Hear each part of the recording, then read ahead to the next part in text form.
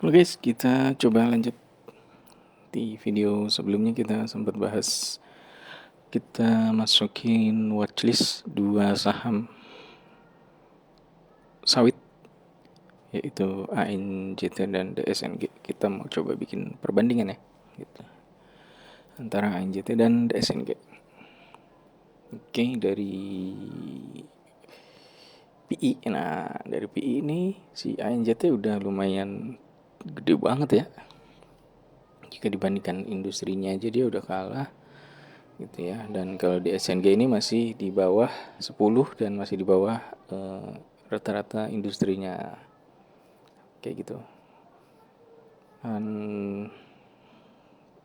PBV-nya ya, kalau dari PBV HNJT lebih menarik sebenarnya. Di harga sekarang di hargai lebih murah lah dari harga aslinya gitu, di 0,39. Sementara rata-rata industri itu dia dihargai di 2,6 gitu ya. Nah, sebenarnya biasanya ada keterkaitan lah gitu. Berarti kita coba bandingkan dengan gimana kalau si PI-nya ini, apakah di tahun ini, di tahun 2025 si ANJT ini bisa membukukan laba lebih besar ya dari tahun 2024, dan akhirnya PI-nya itu bisa turun gitu ya, dari 80-an itu ke 13 gitu ya, misalkan seperti itu. Nah, kalau misalkan itu terjadi, ya bukan tidak mungkin nanti eh, akan dihargai lebih ini lagi ya, lebih layak lagi lah gitu.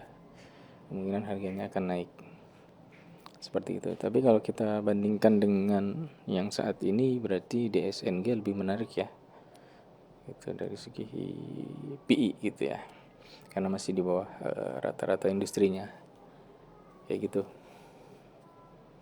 Oke, jadi kalau kalian mau pilih ya coba nanti sesuaikan dengan ininya kalian ya. Nah, ini sebenarnya DSNG lebih menarik ya, dari cuannya itu dia lebih besar gitu. Dan untuk bagi dividen sama ya, DSNG bagi 2,2 bagi dividen. ANJT juga nggak salah dia bagi ya, ANJT. Kita balik lagi ke ANJT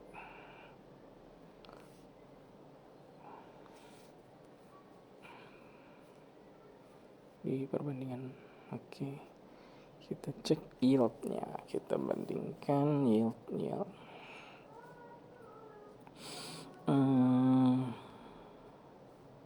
Ya, malah dia nggak bagi ternyata ya, ANJT ini.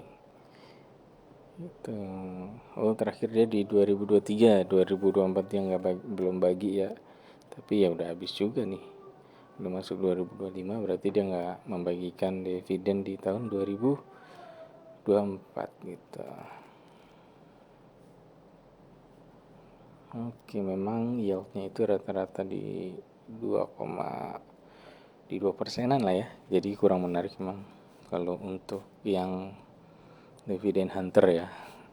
Tidak semenarik dividen yield di batubara. Oke, untuk perbandingan mungkin itu aja dulu ya, perbandingan ANJT dan DSNG itu. Nah, kalau kalian punya yang menarik lagi, silakan di sini ketik TAPG ya. Kok nggak ada TAPG? Nah, oke, TAPG apakah lebih menarik? Nah, lebih menarik nih, PI-nya lebih kecil. Apakah bagi dividen juga? Wow, menarik nih TAPG coy. Dia bagi dividen, wah, DPR-nya itu sampai lebih ya, 153%. Boleh nih dipelajari lagi untuk TAPG ya, jika dibanding DSNG. Kenapa kita pilih tadi NJT dan DSNG ya? Karena tadi dari segi ESG-nya ya, yang kemarin sempat kita bahas di video sebelumnya. Nandu ada Ali coba.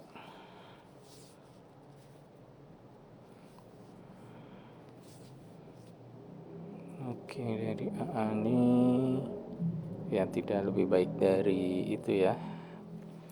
Dari TAPG. Lalu dari dividennya gimana dia? Dividen. Oke, dividen ya lebih menarik dari DSNG ya.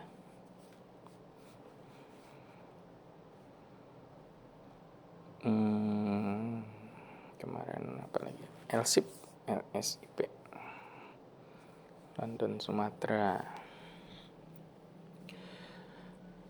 Oke, PI-nya lebih menarik dari di TAPG di 7, di LSIP ini di 6, lebih menarik dari sisi PI.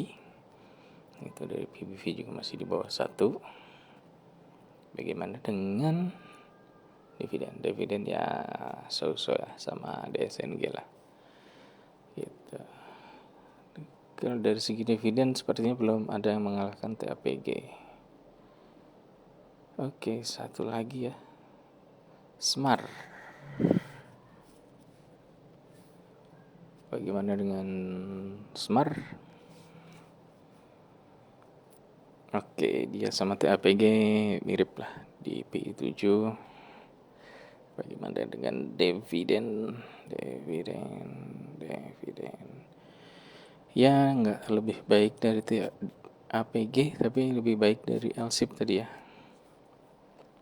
Jadi dividennya lebih besar gitu, sekitar 5% potensinya. Nggak tahu nanti di 2025 seperti apa. Harusnya jika diprediksi akan